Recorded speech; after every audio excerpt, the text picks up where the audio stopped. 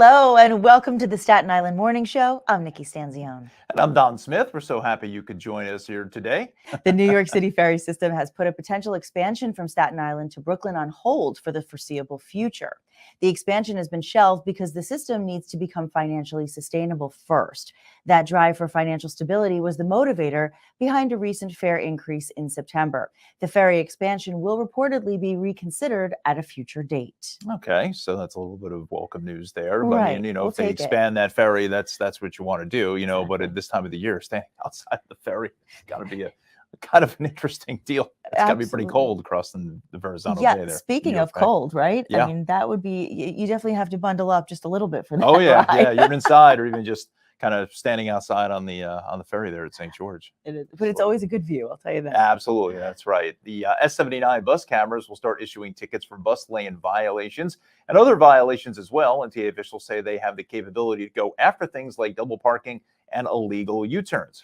While the S79 buses are the only ones currently with cameras, the MTA says they want to expand them to other Staten Island routes in the future.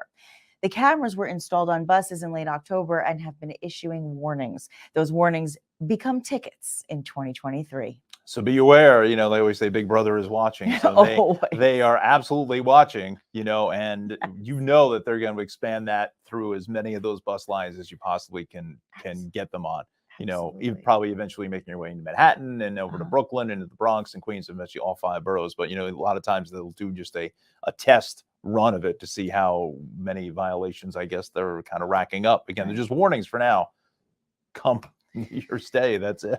You're going to get the tickets. Heed the warnings, right? Yeah. And the thing is also with that is just remember what you said is so true. You can't really get away with anything these days. There's always somebody watching. You go on, I went on the internet to find something and it said, do you want to go back to some location that I drove to a week ago that had nothing to do with what I was even searching for?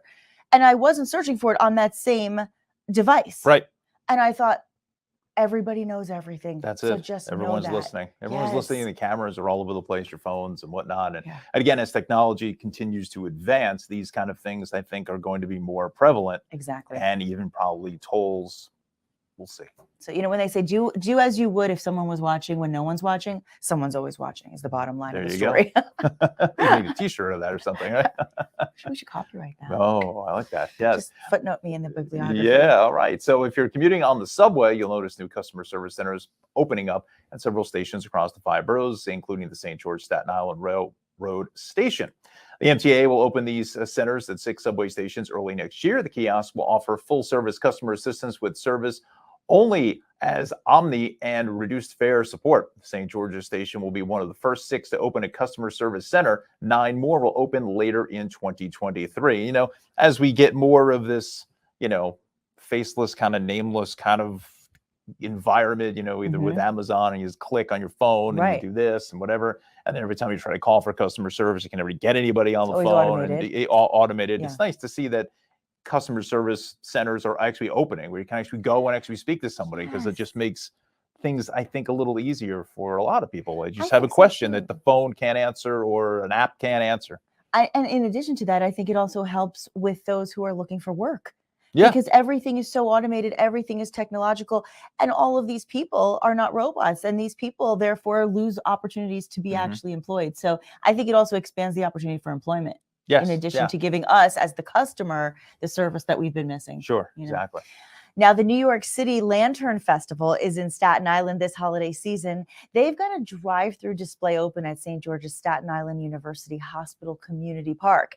We heard all about it from their spokesperson, Christine Nicholas. Here now to talk about it is festival spokesperson Christina Nicholas. Thank you so much for joining us, Christine. Hi, Christine. Hey, thanks so much, Nikki. And an early happy birthday to you, Nikki. And I thought a great place for you to spend your birthday if you're still not sure where to go. I'm all up for it. It's my first birthday back in town. So I'm ready for anything that Staten Island and New York has to offer for us. And so that being said, what can people expect at the Lantern Festival this year? Well, this is a little bit different this year. As you probably know, they've been on Staten Island for a few years, but they moved it this year to the Staten Island University Hospital Community Park, where the baseball team plays, the Staten Island Ferry Hawks. So it's still outdoors, but a little bit protected from those elements that Don spoke about, or your weatherman. Right. Yeah. Sorry about that. So it's a little bit protected. And it's also a great treat to announce with you guys is that now kids 12 and under, thanks to support from the Staten Island Advance, will be able to go for free. Great. So if nice. you go online at Winter Festival, it's the NYC Winter Lantern Festival, but they have a beautiful website because they actually have 4 Winter Lantern Festivals this year. In addition to Staten Island, they're at the Queens Farm Museum, they're in Nassau County, and they're in Suffolk County. So they've certainly expanded. But for Staten Island kids, if you go on, thanks to the Staten Island Advance, when you buy your tickets, just put SIA for Staten Island Advance, SIA Kids. And with Showtix, it'll honor that. And as long as you have a paying adult, you can bring as many kids as you'd like, because what they want to do is really show the kids what this wonderful Lantern Festival is all about. It's called Journey to the East. And it is part of the Chinese culture to bring light and joy, especially with the new year coming. So it's really a fantastic opportunity to celebrate the holidays. Aw, Wonderful. We love it. that sounds incredible. Great stuff. So now, any kind of a festival always takes an army of individuals to put this together. So what was the process of putting this year's Lantern Festival together? Oh my goodness. Well, it is just so amazing when you see it. There are 10,000 or so lanterns, and from small to large. I think 30 feet tall is the largest one that they have. There's some photos, but they're all hand painted. Oh, So each one is designed individually. So when you look at them, you look at the detail. These are really pieces of art.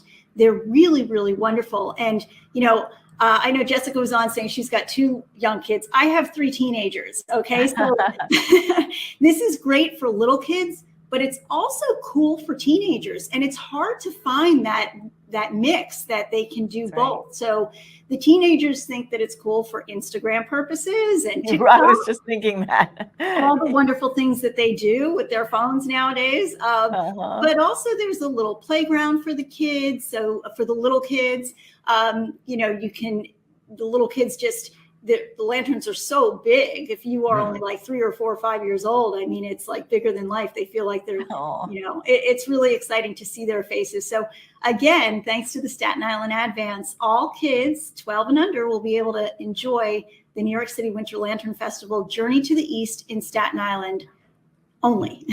I love this. You know what? I was thinking as I'm looking at the pictures, of course, first thing that came to mind was photo ops.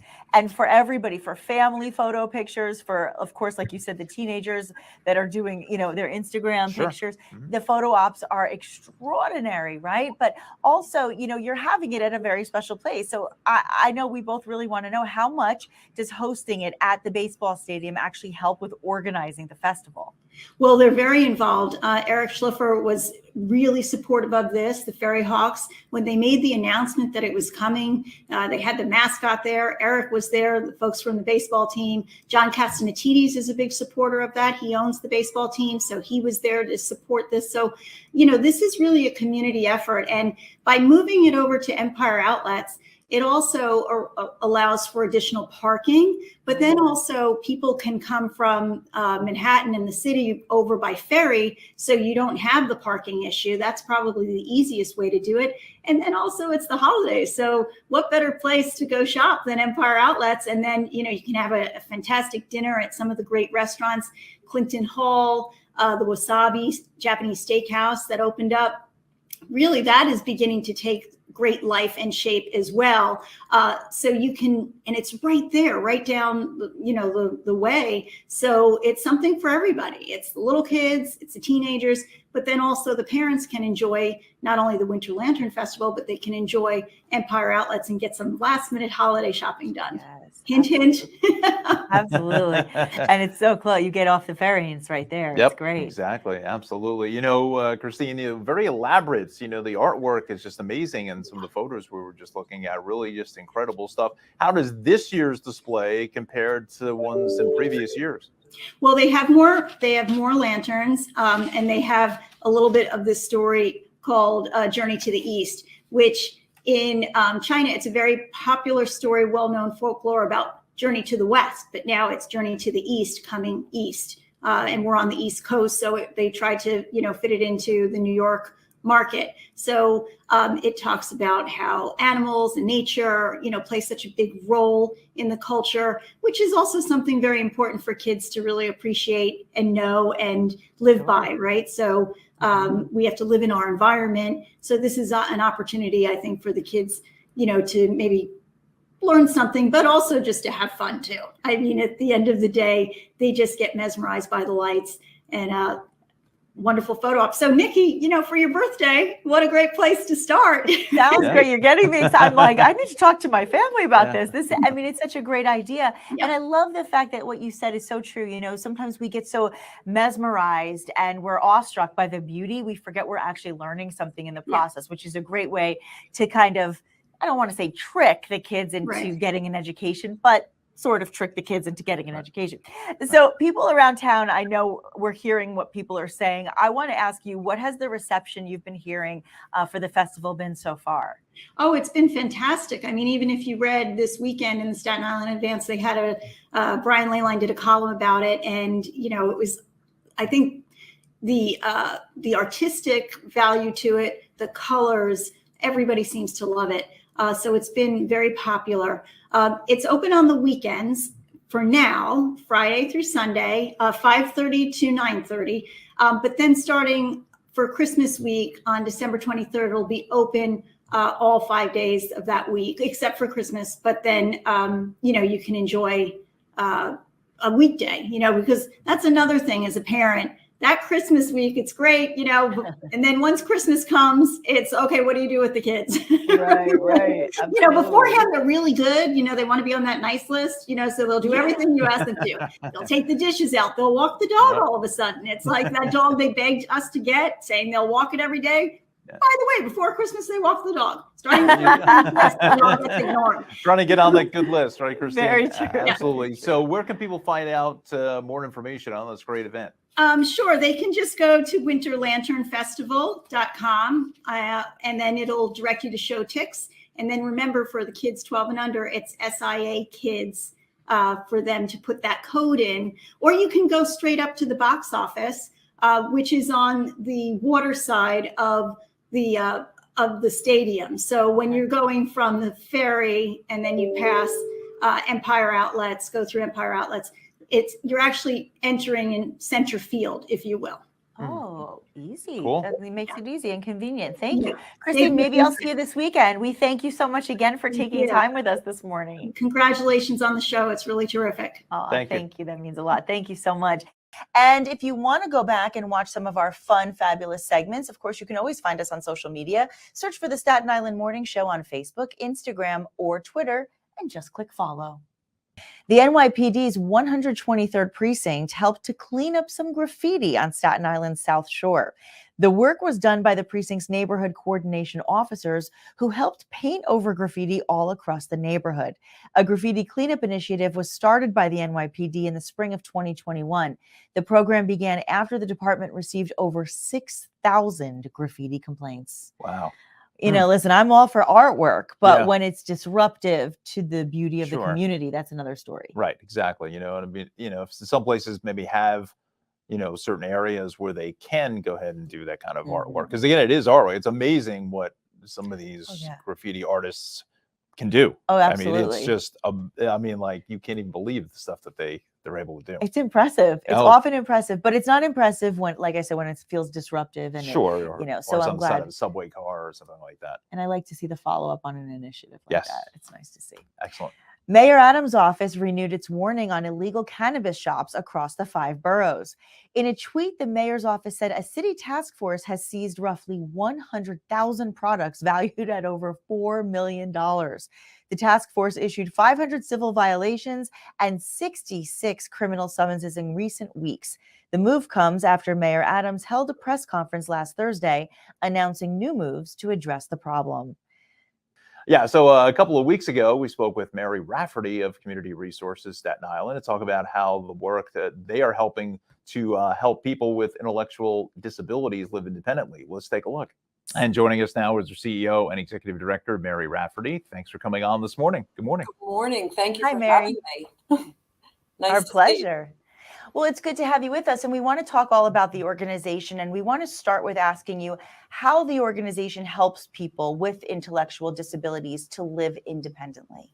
Sure. Well, I'm so happy to say Community Resources in 2023 will be celebrating our 70th year here on Staten Island. And we support people in group homes in the community. So we have 15 group homes on Staten Island, 5 supportive apartments. We have a preschool over on Richmond Road that supports 80 children. And we have a day program that supports 200 people in day services and employment programs. So we've made some real headway this year in having our folks work in the community. And that's really our goal, to have people move on from day program into working, just like you and I, in the Staten Island community. Yeah, and to live independently too. I guess that's one of the main goals as well. What are some of the services that you provide? So we have residential supports, we have day supports, we have employment supports, we have the employment programs, which basically start with people having some support and then the staff kind of fading out, so that eventually people are able to have that little extra support during their initial phase of work and then to work independently. And we're here for the families too. We provide a lot of direction and support for families in terms of benefits. It's important, right? Because it's not just, for each person who's struggling, there's a family around them that really contributes, to being a big part of their life. And it's probably also very grateful for the independence that they have, but I'm sure it's not always easy. What are some of the biggest challenges that you face when trying to help? Well, I think for all non-for-profits, the pandemic really was a very challenging time. So, I mean, the number one priority was keeping people healthy and safe. And, we're starting to come out of it now, but we work under the auspices of OPWDD, the Office of People with Developmental Disabilities. So during the pandemic, day programs were very, very limited in what they were able to do. So I'm happy to say we have about 135 people back to day program full time, Wow. which has been a real help to families. So for all the challenges that the pandemic, made for families in their homes, group homes had real challenges because you have staff that are coming in and out of the homes. So I think Community Resources and many of our sister agencies on Staten Island really rose to the occasion of keeping people safe. Yeah, that was certainly most important for everyone. So how have you been able to add to the resources that you provide? So, for all non-for-profits, we rely on fundraising and donors. So we're always trying to think of new and innovative ways to raise funds. Last year, we had our first golf outing that was actually at one of the virtual golf facilities, which was very successful. And it was also 100 degrees on Staten Island that day. So our golfers were really happy for the air conditioning. And this year for our 70th year anniversary, we're going to try to do a few really different fundraisers. We're going to hopefully in March have a taste of Staten Island. And really embrace the Staten Island community and do things to raise some funds that provide for the extras, that we're not funded for. Well, for those who have not had a taste of Staten Island yet, you'll definitely want to show up for that one, because I promise the food I'm sure it'll can't be be very beat. good. Exactly. Second to none. Right, absolutely. So, Mary, how can people find out more so that they can help as well?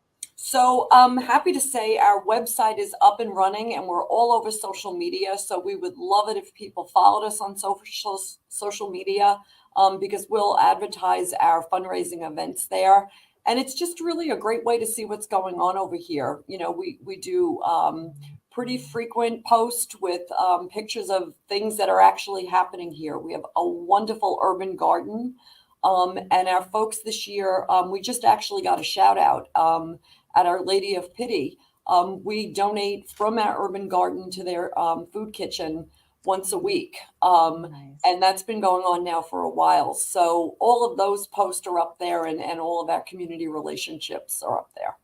That's nice. Well, Mary, continued success and all the great work that you're doing. And thanks again so much for coming on here this morning. Oh, absolutely. Thanks for having me, and stop by and visit us one of these days. Absolutely. Thank you so much. Happy holidays. Happy too. holidays to you too. All right. So earlier we brought you the story of Jar of Hope, a charity run by Staten Island native Jim Raffone. He was inspired by his son's battle with a rare form of muscular dystrophy. Let's take a look. Jim, good morning. Hi, Jim. Good morning. Thank you very much for having me. So, Jim, your journey with Jar of Hope is very personal and starts with your son. Can you tell us about him and how you came to start the nonprofit? Sure. Thank you. So back in September of 2013, my son, James Anthony Raffone, who is the inspiration behind Jar of Hope, was diagnosed with a terminal muscle wasting disease known as Duchenne muscular dystrophy. Duchenne, unfortunately, is 100% fatal. It does not have a cure. It's been around for about 200 years now, and not one single child has ever survived. But Jar of Hope is here with the help of all its supporters to finally put an end to that and try and save the first child. Wow. And what you're doing is truly incredible. Can you tell us a little bit about it? Because we want to really understand what Jar of Hope is. And I know that you did something just absolutely extraordinary and actually climbed Mount Everest for your son. So tell us a little bit about this extraordinary situation. Well, it was 9 years ago when this journey started, fighting Duchenne muscular dystrophy. My goal was to try and get everybody in the health and fitness industry behind this muscle wasting disease to try and fight it and bring an end to it. Unfortunately, a friend of mine had passed away Christmas a year ago, and he was a huge supporter. His name was Richard Delano, and he was a huge supporter of ours. And that left a void, not only in our personal lives, but also in raising funds to try and find a cure for this disease. And I couldn't think of a bigger or better way to fill that void. And within 45 days, Jar of Hope, myself, and 3 other dads, we planned a trip going to Nepal and climbing to Mount Everest Base Camp. Wow. Wow. Wow, that's unbelievable. Mount Everest. Wow. I mean, that is literally the pinnacle. That's the top. It doesn't get any higher than that. Wow. That's it. So what has the process of growing Jar of Hope into what it is now been like? It has not been easy. Unfortunately, there's been a lot of obstacles in the way of trying to fund research because there's not many children. There's less than 17,000 children in the U.S. who have this disease. Trying to fund research is tough because children are diagnosed by the age of 4. They lose ambulation by the age of 9. So trying to get children together who are still walking and what parents are willing to put them in a clinical trial is very tough. And then on top of it, if you can put a clinical trial together, they say 86% of all the clinical trials fail within the first year only because they don't have enough funding. So for us, we're about to put a clinical trial together at the University of Florida, the first ever. It's a novel approach to fighting Duchenne muscular dystrophy, but we need $1.7 million to do this clinical trial. And that's what brought us to Mount Everest, to climb there. And myself and the other 3 dads, we raised just about $200,000 to do that. Wow. So it was an amazing journey. That's incredible. I mean, it's so touching too, right? To know that so many people come together to do what they have to help. And I think that's just incredible. And so the money that you're raising from Jar of Hope, so you're using that money obviously to help with the clinical research you said. How else is it used to help? Well, fortunately, unfortunately, things we don't talk about because in the community, children pass away at a young age, is we've helped families lay their children to rest. We've bought medical equipment for families as well. We've helped purchase wheelchair accessible vans for family, help pay some people's mortgages, whatever we can do to help families. That's our goal, to get through this really humiliating disease. And it's really like torture for families just to watch your child break down and fall apart. I can speak about that firsthand. Though my son James, we call him Jamesy, is doing rather well for a child with Duchenne, it's still heart-wrenching to see your child go from a little boy that runs around to now someone who's basically, wheelchair bound. It's very difficult to process. Well, God bless you and Yeah, your family. exactly. Jim, just amazing work that Jar of Hope is doing. How can people learn more about the organization, and especially how can they donate? How can they help out? Please, if anybody can go to jarofhope.org and make a donation, we would really appreciate it. We need a little over $1.5 million to get this clinical trial going, but hopefully soon enough we can do this and help 12 children around the world. Oh, I hope we can. Yeah. Hopefully we can provide some hope and help, and certainly, get you to that goal. Yeah. Thank you. Thank you, Jim. Thank you so much, Jim Raffone. And please, send our love and our prayers to your son as well, to Jamesy. Thank you so much for joining us today. Thank you, and happy holidays to everybody. Same to you. Thank you. You too. And if you want to go back and watch some of our fun, fabulous segments, of course, you can always find us on social media. Search for the Staten Island Morning Show on Facebook, Instagram, or Twitter, and just click follow.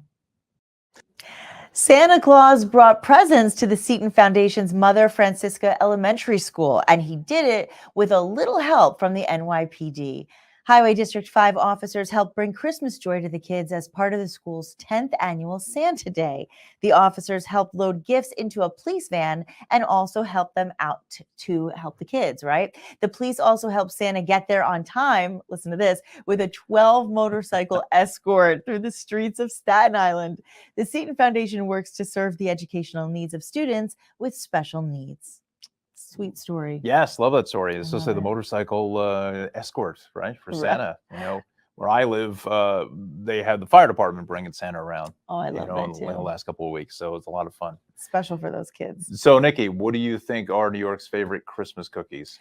Ooh, I don't know. I'm gonna have to think about this one. Okay, a new map from Google says it's Italian Christmas cookies. Of course it is. The map looked at search trends from all 50 states to determine each one's favorite Italian cookies were a popular choice across the Northeast, as they were the favorite in New Jersey, Maryland, Delaware, Connecticut, Rhode Island, and Maine, which is basically almost all except for Massachusetts. The map is pretty regional, with the Midwest preferring peanut butter blossoms and the South favoring gingerbread cookies. I wonder why peanut butter blossoms are so popular in this central part of the country. I'm not sure, but again, that's pretty, I think it's kind of obvious with the Christmas cookies, shocked. right? Yeah. I didn't want to sound biased. I mean, my last name is sure. Stanzione. I didn't want to sound biased saying Italian cookies, but we all know when you're in Staten Island, there's nothing like Italian food. And there's some great places in Staten Island to get Italian cookies, some of the best in the world. Absolutely. I'm not going to deny you on that. I lived in the Midwest. I didn't realize peanut butter was a big deal there. I didn't know. I love peanut butter,